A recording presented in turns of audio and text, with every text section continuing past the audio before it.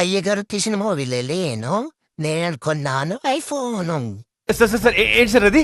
అయ్యగారు తీసిన మూవీలేను నేను కొన్నాను ఐఫోను. తీస్తా. నాలో ఉన్న క్రియేటివిటీ మొత్తం బయటికి తీస్తా. నా తడాకా చూపిస్తా.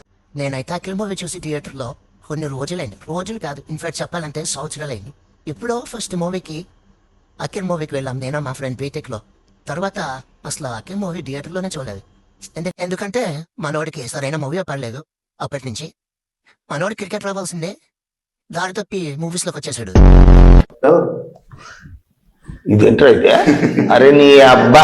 అయినా సరే అప్పుడప్పుడు నాకు అనిపిస్తూ ఉండేది, మీరు ఎప్పటికైనా హిట్ కొడతారు అయ్య గారు, మీరు ఎప్పటికైనా హిట్ కొడతారు అయ్య గారు. ఏదో రోజు మీరు కలెక్టర్ అవుతారు బాబు, కలెక్టర్ అవుతారు.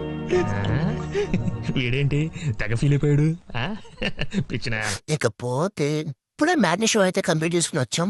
మూవీ అయితే ఫస్ట్ హాఫ్ అయితే కొద్దిగా యావరేజ్ గా ఉంది. ఇక ఇంటర్వెల్ లో ఒక ట్విస్ట్ వస్తుంది, నరాలు కట్ అయిపోద్ది అంతే.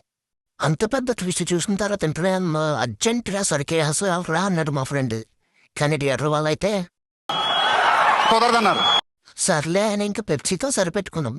ఇంకా సెకండ్ హాఫ్ ఉంది, ఒక రేంజ్ లో ఉంది. ట్విస్ట్ మీద ట్విస్ట్ లో దడేల్ అంటూ ట్విస్ట్ మీద ట్విస్ట్ పడుతూనే ఉంది. అన్ని ట్విస్టులు చూసిన తర్వాత ఫ్రెండ్ గారు వెంటనే ఒక కప్పు టీ తాగాలన్నాడు. ఒక కప్పు చాలదు, లీటర్ తాగదాం పదా అన్నాను.